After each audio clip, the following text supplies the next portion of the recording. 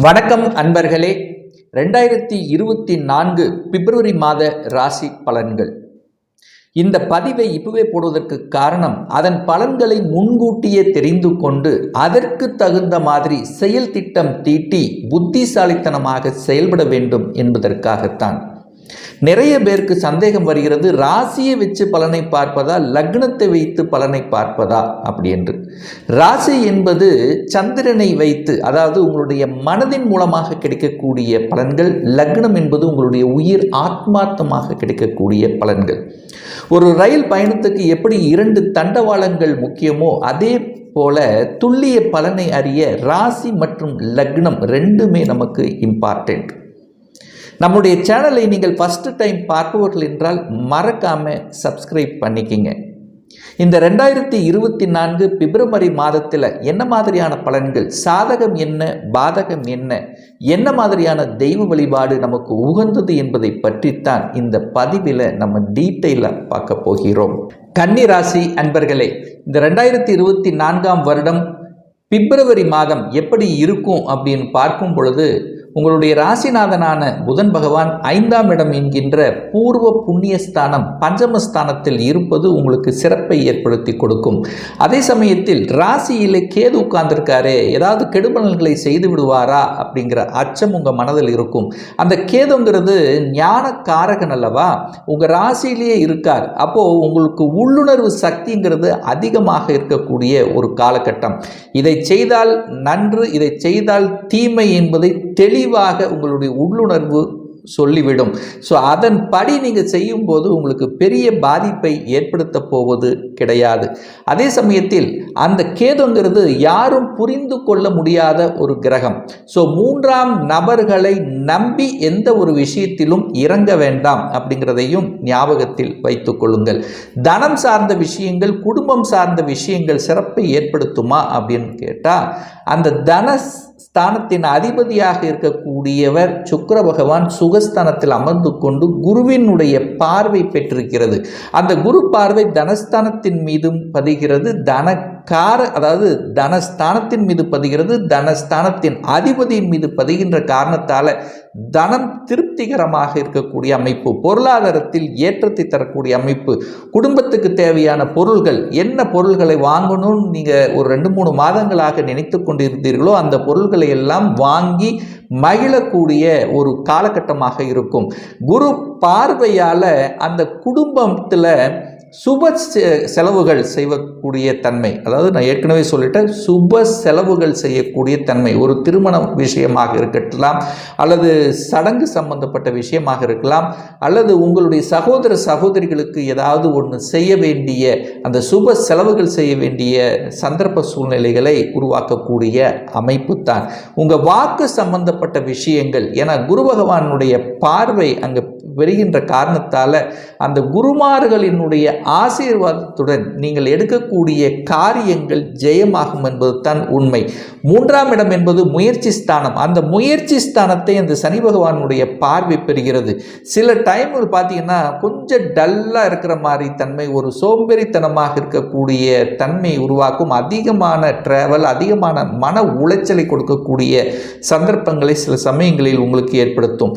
அப்படி பிரயாணங்கள் பண்ணாலும் அதன் மூலமாக அனுகூலம், ஆதாயம் கிடைக்கக்கூடிய தன்மையைத்தான் உங்களுக்கு உருவாக்கும். அந்த 3ஆம் அதிபதி என்று சொல்லக்கூடிய அந்த செவ்வாய் 4ஆம் இடம் என்கின்ற சுகஸ்தானத்தில் உட்கார்ந்திருக்கார். அப்போ வீடு சம்பந்தப்பட்ட விற்பனைகள் உங்களுக்கு ஜோராக இருக்கக்கூடிய தன்மை தான். அதாவது ரியல் எஸ்டேட் சார்ந்த துறையில் இருப்பவர்கள், ரியல் எஸ்டேட் சம்பந்தப்பட்ட தொழிலை நடத்துபவர்கள், அது சம்பந்தப்பட்ட இதில் இருக்கின்றவர்கள் எல்லாமே ஒரு நல்ல காலம் அப்படின்னு சொல்லணும். இந்த மாதம் 4ஆம் இடத்தில் செவ்வாய் சுக்கிரனும் இணைந்திருக்கிறார்கள். இணைந்து பிருகமங்கல யோகத்துடன் இருக்கக்கூடிய ஒரு காலகட்டம்.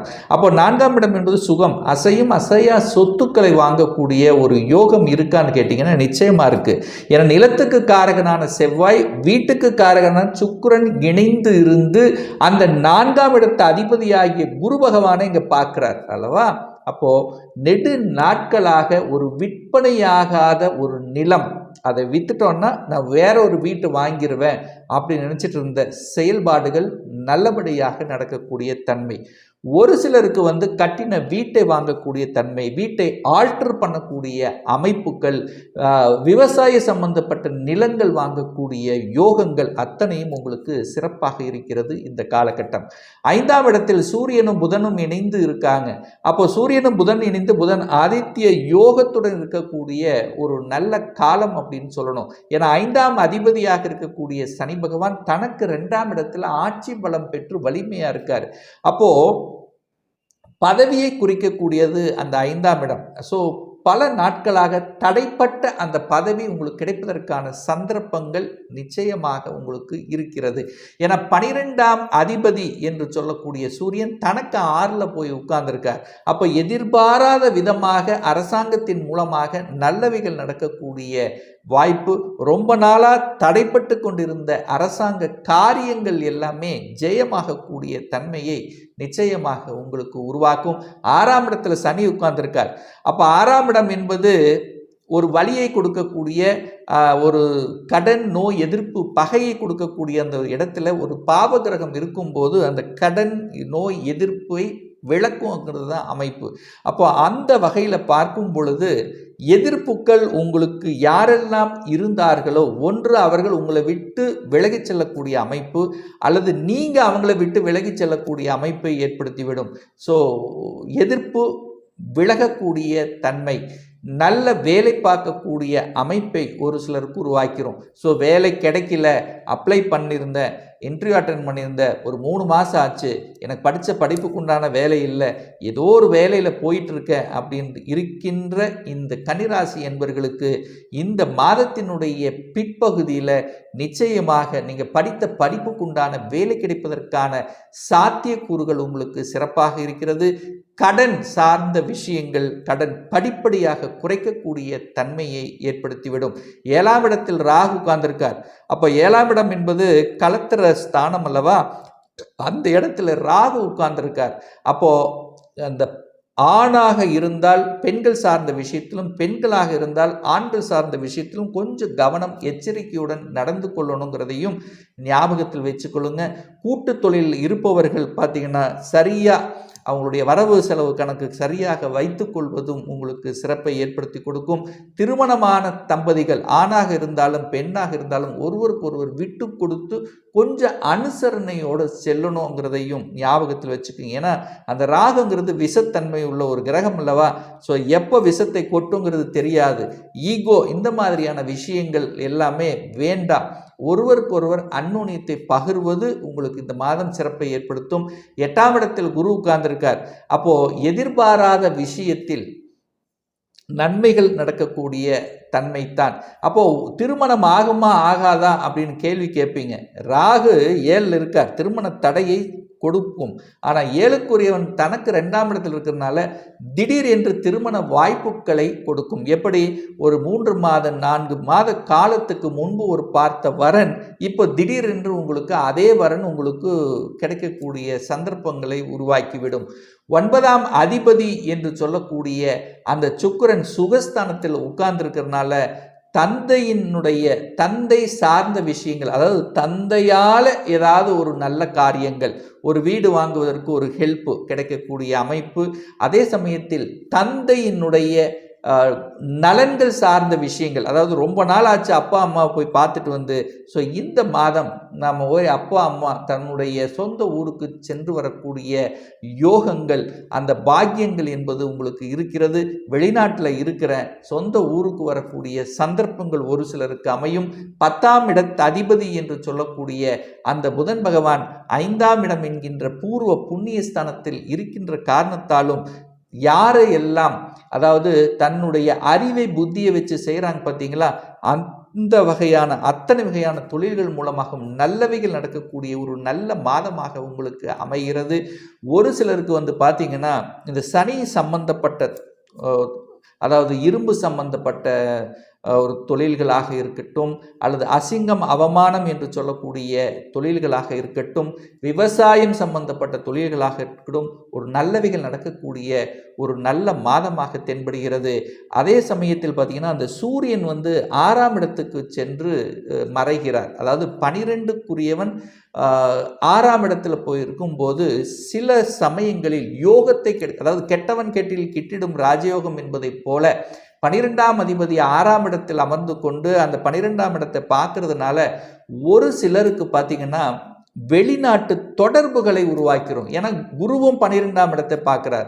அப்போ வெளிநாட்டு தொடர்புகளை உருவாக்கும், வெளிநாட்டுக்கு நான் போய் வேலை பார்க்கணும் என்கின்ற மனதில் உறுதியோடு இருக்கின்ற இந்த கன்னிராசி என்பவர்களுக்கு வெளிநாட்டு வேலை கிடைத்துவிடும். அதுவும் குறிப்பாக தகவல் தொடர்பு துறையாக இருக்கலாம், கம்யூனிகேஷன் செக்டராக இருக்கலாம். அப்போ வெளிநாட்டிலேயே ஏற்கனவே நான் வேலை பார்த்துட்டு இருக்கிறேன், வேற வேலை மாறலாமா அப்படிங்கிற எண்ணத்தில் இருப்பவர்களுக்கு ஒரு நல்ல வேலை அமையக்கூடிய தன்மைகள், வெளிநாட்டிலேயே செட்டில் ஆகக்கூடிய தன்மை. ஏன்னா 12ஆம் இடம் வலுப்பெறை போகிறது அல்லவா? 12ஆம் இடம் வலுப்பெற்றாலே வெளிநாட்டில் பிஆர் அப்ளை பண்ணி இருக்கிறவங்களுக்கு அங்கேயே குடியுரிமை வாங்கி அங்கேயே செட்டில் ஆகக்கூடிய சந்தர்ப்ப சூழ்நிலையை உருவாக்கிவிடும். 6ஆம் இடத்ததிபதி 8ஆம் இடத்தை பார்க்கிறார் அல்லவா? அப்போ என்ன உடல் நலத்தில் தான் கொஞ்சம் நம்ம எச்சரிக்கையாக இருக்கணும். ஏன்னா சனி குரு காம்பினேஷன் கிடைக்குது. அப்போ குரு என்பது வயிற்றுக்கு சம்பந்தப்பட்ட ஒரு கிரகம் அல்லவா? வயிறு சம்பந்தப்பட்ட சின்ன சின்ன உபாதைகள் வருவதற்கான வாய்ப்புகள். சனி என்பது உடலினுடைய இயக்கத்துக்கு காரகன், அதுவும் குறிப்பாக கால்களுக்கு காரகன் அல்லவா? ஸோ அந்த விஷயத்தில் கொஞ்சம் நம்ம கவனம் எச்சரிக்கையுடன் இருந்துக்கணும் அப்படிங்கிறதையும் ஞாபகத்தில் வச்சுக்கோங்க.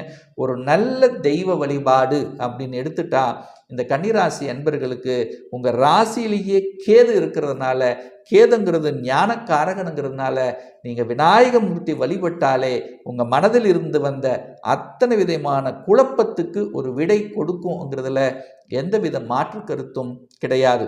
இப்போ நான் சொன்னது கோச்சார ரீதியான இந்த மாதத்துக்குரிய இந்த ராசி நட்சத்திரத்தில் இருக்கக்கூடிய பல கோடி மக்களுக்குண்டான ஒரு பொதுவான பலன்கள்.